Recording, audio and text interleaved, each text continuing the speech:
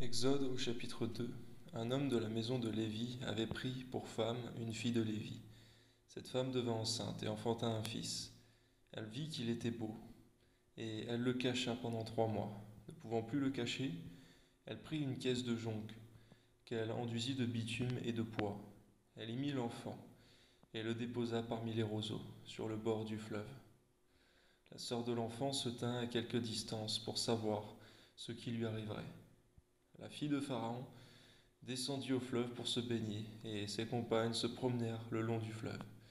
Seigneur, merci parce que tu nous donnes de voir que la manière que Noé a été sauvé du déluge, que Moïse a été sauvé, Seigneur, de cet infanticide, Seigneur, et que par ta grâce, Seigneur mon Dieu, il flottait sur les eaux également. Amen.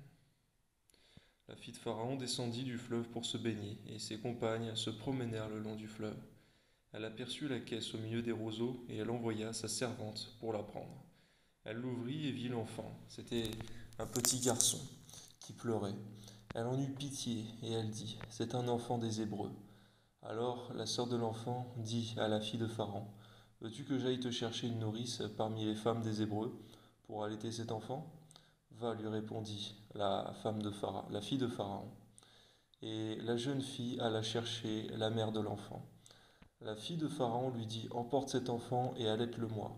Je te donnerai ton salaire. » La femme prit l'enfant et l'allaita. Quand il eut grandi, elle l'amena à la fille de Pharaon, et il fut pour elle comme un fils. Elle lui donna le nom de Moïse, car, dit-elle, je l'ai retiré des eaux. En ce temps-là, Moïse, devenu grand, se rendit vers ses frères et fut témoin de leurs pénibles travaux. Il vit un Égyptien qui frappait un Hébreu d'entre ses frères. Il regarda de côté et d'autre, et voyant qu'il n'y avait personne, il tua l'Égyptien et le cacha dans le sable. Nous, de la même manière, Seigneur, permets-nous d'être attachés davantage au royaume des cieux, notre patrie céleste, Seigneur, plutôt qu'à notre patrie terrestre, Seigneur, au nom de Jésus, Amen. Il sortit le jour suivant, et voici 2 Hébreux se querellaient. Il dit à celui qui avait tort, « Pourquoi frappes-tu ton prochain ?» Et cet homme répondit, « Qui t'a établi chef et juge sur nous? Penses-tu me tuer comme tu as tué l'Égyptien ?» Moïse eut peur et dit, « Certainement la chose est connue. » Pharaon apprit ce qu'il s'était passé, et il cherchait à faire mourir Moïse. Mais Moïse s'enfuit de devant Pharaon et se retira dans le pays de Madian, où il s'arrêta près d'un puits.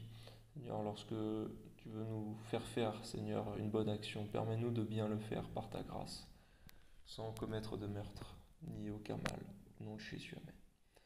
Le prêtre de Madian avait 7 filles. Elles vinrent puiser de l'eau, et elles remplirent les auges pour abreuver le troupeau de leur père.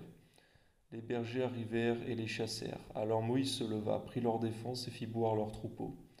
Quand elles furent de retour auprès de Réuel, leur père, il dit, « Pourquoi revenez-vous si tôt aujourd'hui ?» Elles répondirent, « Un Égyptien nous a délivrés de la main des bergers. Et même, il a puisé de l'eau et a fait boire le troupeau. » Et il dit à ses filles, « Où est-il? Pourquoi avez-vous laissé cet homme? Appelez-le, pour qu'il prenne quelque nourriture. » Moïse se décida à demeurer chez cet homme, qui lui donna pour femme Séphora, sa fille. Elle enfanta un fils qu'il appela du nom de Gershom, car, dit-il, « J'habite un pays étranger. » Seigneur, donne-nous toujours de reconnaître que nous habitons un pays étranger, étant sur cette terre, et que notre pays d'adoption, Seigneur, c'est la Jérusalem céleste, royaume des cieux. Alléluia, Père, Amen.